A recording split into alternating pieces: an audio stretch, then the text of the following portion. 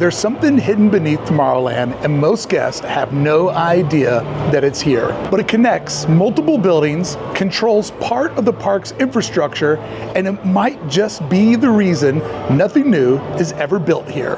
Brickey here. Today is the story of Disneyland's forgotten tunnel and how it might be shaping the future of Tomorrowland. Friends, make sure you subscribe because next week I'm showing you what international rides we can expect soon at home in Disneyland. But first, have you ever noticed the awkward angles right here on the side of this tower? It's asymmetric to the building's design, and could it have something to do with the fact that right when you see those angles, you also see the sidewalk go up?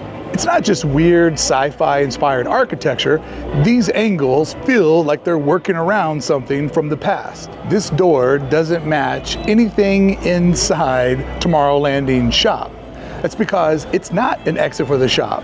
It's built for a different layout, one that doesn't exist anymore. All of these pieces are right in the middle of the land, connected to this massive tower and platform, which is really, at this point, just unused junk, standing still for over 25 years. In a place that prides itself on storytelling and squeezing magic into nearly every single inch, why keep something so big that tells no story? Or at least no longer tells a good one. Inside Green Little Man Store Command, there's a door that doesn't fit the pattern of the others. Doesn't match the layout, doesn't match the story, and it also has a different level of security. This door just quietly is sitting there. And if we jump to the other side of this series of buildings, tucked behind Buzz Lightyear, just before you get over to Pixie Hollow, there's a row of locked doors. Most guests just cruise by because they're looking at the Matterhorn. But if you trace the layout of Tomorrowland carefully, this is exactly where something underground would have ended. And again, it's also right where the ground slopes back up. So we've seen the end point, the midpoint, but where would all of this have started? Follow me. I mean, you really don't have a choice.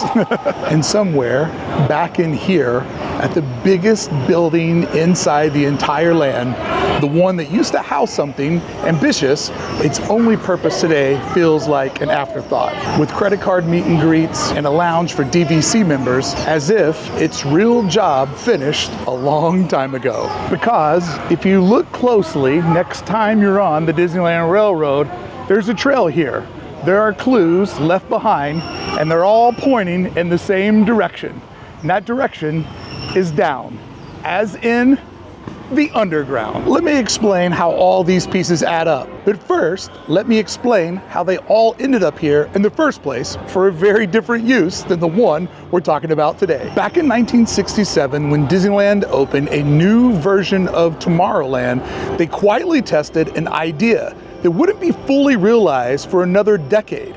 And that idea was underground tunnels. What Disney would later build famously at Magic Kingdom and Epcot, those famous utilidors running all underneath the East Coast parks. That concept started right here. Behind the massive Carousel of Progress building, there's a backstage stairwell and freight elevator that drop down into a tunnel running all the way to the backside of what used to be the Circle Vision Theater, now largely considered the Buzz Lightyear building. And friends, this wasn't just a hallway. It was lined with thick utility pipes, water lines that help keep the submarine lagoon clean, electrical and steam lines overhead, and enough industrial infrastructure to make you feel like you were walking through a sci-fi movie set. And it was also how the bands would get over to the Tomorrowland Terrace, one of Disneyland's greatest magic tricks. And later years, when Darth Vader would pop out of there, chef's kiss. You see, this tunnel is connected to dressing rooms, kitchens, prep areas, and backstage storage spaces below Tomorrowland Terrace.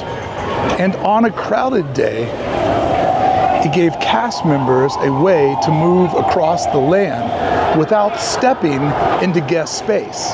This was a masterful way to conduct business underground of Disneyland, an idea that General Joe Potter had picked up in the military and thought would be a great idea, new vision of theme park design. And this tunnel that we're walking over the top of It was real and it worked. And in May of 1998, guests finally got to use a small section of it. You see, when rocket rods opened, the queue began at the entrance to what's now Buzz Lightyear Astro Blaster. This building, previously home to Circle Vision Theater, was transformed into a tribute of Tomorrowland's transportation legacy. Blueprints of Disneyland's classic vehicles filled the walls. Guests walked past a Mark II monorail, a pair of Wedway people mover cars, which is now the cash register, and 2 original rocket jets, which today are full of merchandise. Dressed up as historical exhibits celebrating the land's 50th anniversary.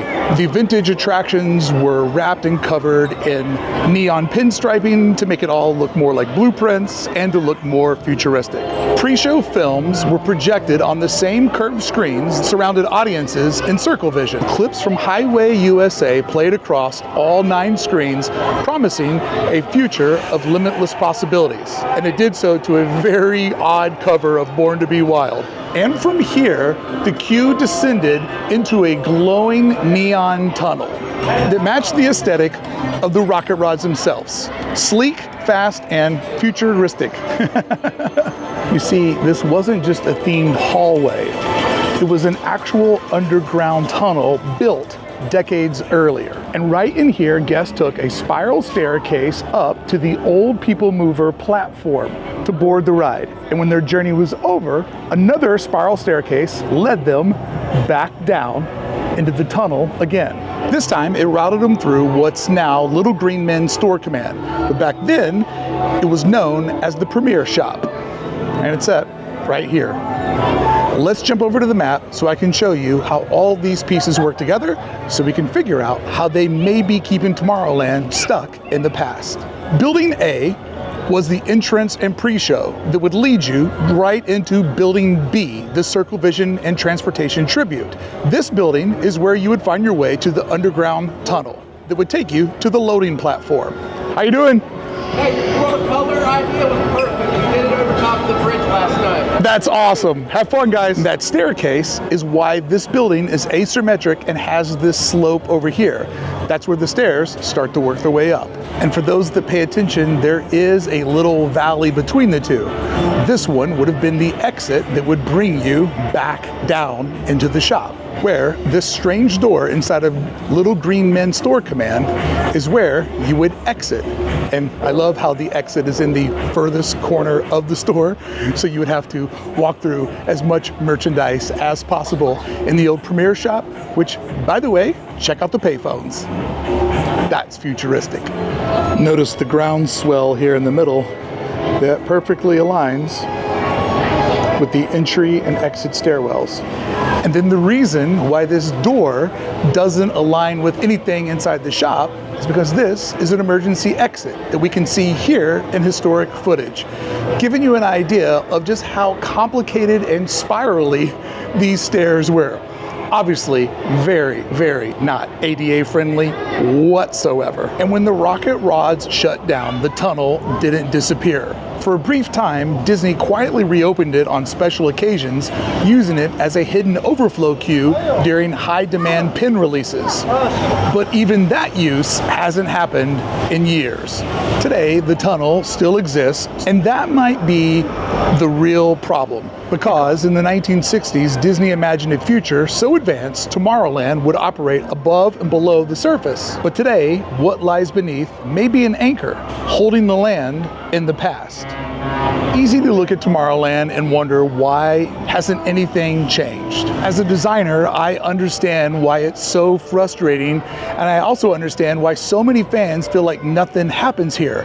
But that frustration might be misplaced, because if every inch of this land is tied to something else, then you can't just fix one thing, you have to fix everything. For years, fans have pointed fingers at surface level problems. But once you start to understand this tunnel, things make a little more sense. Then Tomorrowland's problems aren't just cosmetic, its problems are also structural. If this tunnel runs beneath the center of the land, between Buzz Lightyear, Star Tours, Astro Orbiter, it means everything above this zone is locked into place. because in this zone, you can't dig deep foundations, you can't place massive loads or multi-story buildings, you can't even remove the tunnel without causing a ripple effect of everything around it. This one tunnel may be limiting where a future attraction could go and what size building could fit in this area, and how far down Disney can build without interfering with what's already underground. But even if Disney decides to work around it, the tunnel still needs to be preserved or removed completely, which adds time, cost, and complexity to any new plans. You see, this part of Tomorrowland is a domino effect. You move one piece and every other piece shifts with it. That's what makes this tunnel so interesting. It's not a mystery anymore, it's a constraint. And once you understand your constraints, you can finally begin to imagine a real solution. Because Disneyland exists on designing within constraint. Disney could get creative, like elevated pathways or attractions that hover over the tunnel. They could redesign this land with the exact same layout, which would be kind of weird. Or they could even incorporate the tunnel into part of whatever story is told next. Or just ignore it. Build around it entirely, leaving it untouched as a utility core. That would still limit whatever layout they decide upon. But friends, if you really want to build a better Tomorrowland, there's one answer: you start over. If you want to understand why fixing Tomorrowland is so hard, then you have to understand everything below it. Make sure to watch this video to understand how the dark water system is also holding back the future of Tomorrowland. Thank you so much for showing up. I appreciate you. I'll see you next Saturday. Happy birthday, Alexa. Hi. Have fun, guys. I appreciate it. Thank you. I just had an idea.